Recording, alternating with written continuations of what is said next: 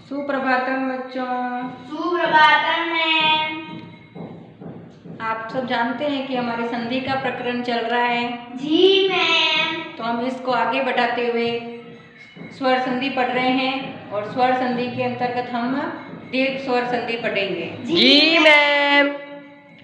इससे नाम से ही पता चल रहा है दीर्घ, यानी दीर्घ का अर्थ होता है बड़ा। जी मैम। बड़ा स्वर यानी स्वर बड़ा हो जाता है इसमें। इसका सूत्र है अकह सवर्णे दीर्घ।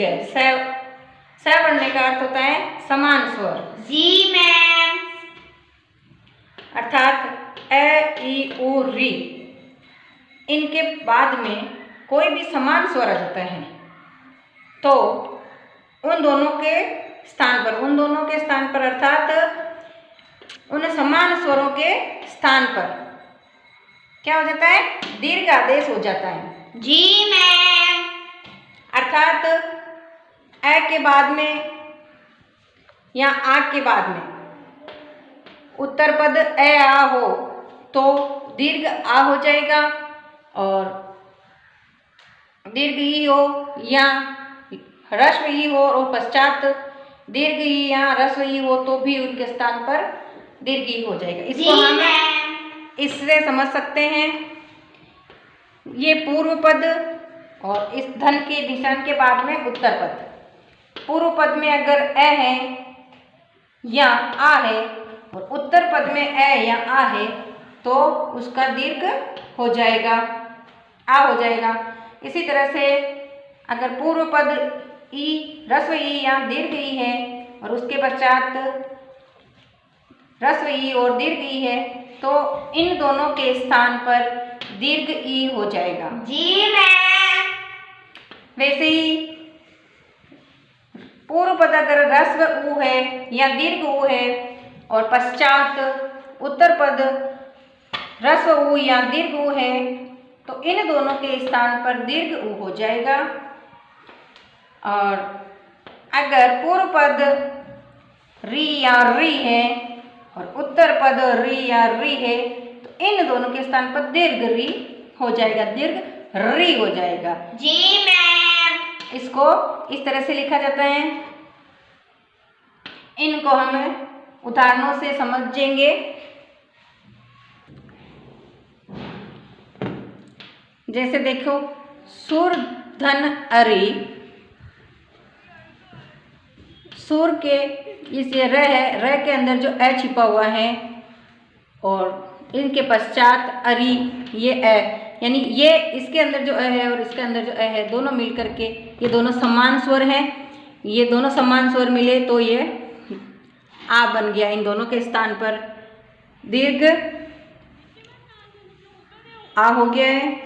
और मिलाने पर देखो, सुर ये आ आया जो और ये री, ये आ की मात्रा हमने र को दे दी तो रा हो गया और ये री सुरारी रूप बना। जी मैम। वैसे ही दया धन अर्णव है। दया के इस या के अंदर जो आ है और आगे समान स्वर अर्णव का ए है, इन दोनों के स्थान पर आ हो गया और मिलाने पर दया अर्णव रूप बना, यानी दया के सागर। जी मैम।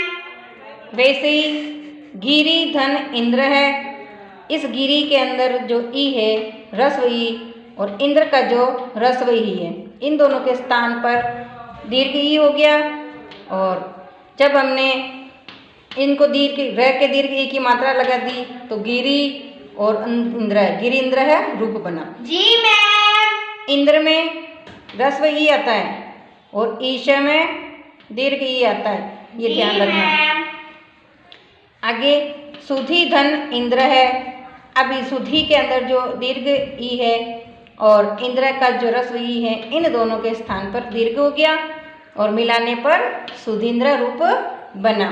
जी मैम। वैसे ही विधु धन उदय है।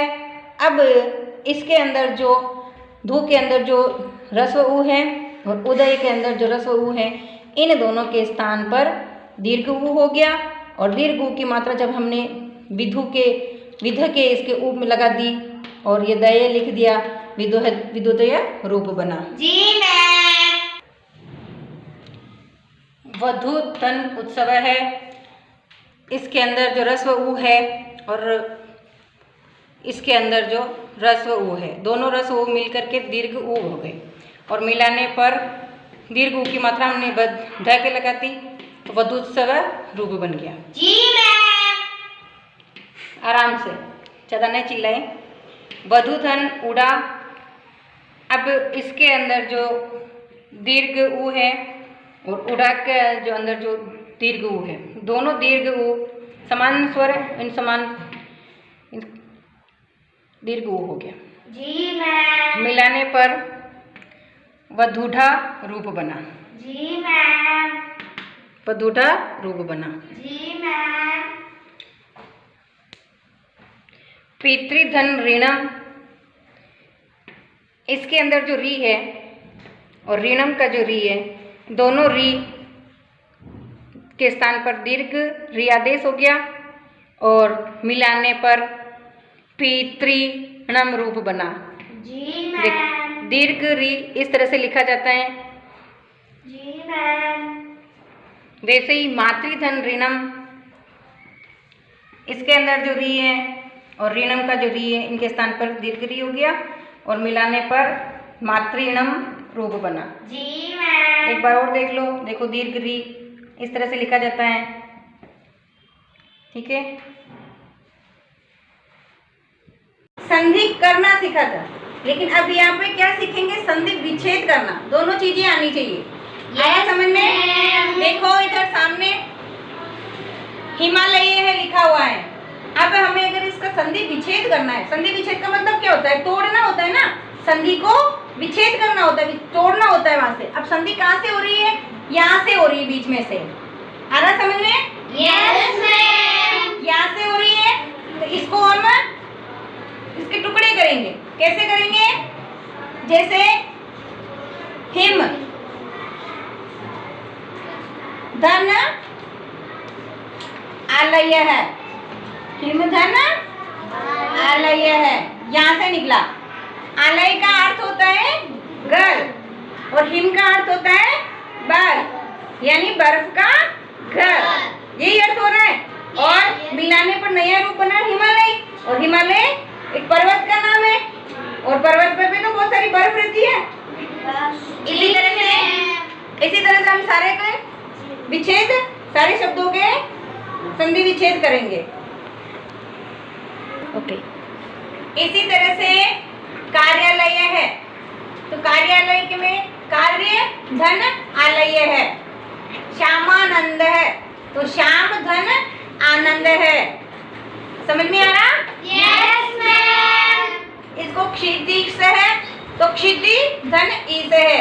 एक चीज ध्यान में रखना बच्चों कि जब हम संधि करते हैं या संधि विच्छेद करते हैं, तब अगर आपको इन शब्दों की मात्राओं का अगर ध्यान नहीं होगा तो आप संधि को गलत भी कर सकते हो। इसलिए इनकी मात्राओं का ध्यान होना भी बहुत जरूरी है। जैसे ई से है, अब इसमें दीर्घ ई आ रहा है और आपने अगर रस्व ई लगा दिया, या हरी आपको लिखना नहीं आ रहा, इसमें आपने दीर्घ ई की मात्रा लगा दी, तो ये आपके गलत हो जाएगा। अगर आपको संधि आ भी रही है, लेकिन अगर इन मात्राओं का इनका ध्यान नहीं है तो आप इसके गलत भी कर सकते हो उसको, ठीक है। जैसे उड़ा में अगर आपने रस्व ई लिख दिया तो वो गलत हो जाएगा। जी मैम। रस्व ऊ लगा दिया तो गलत हो जाएगा।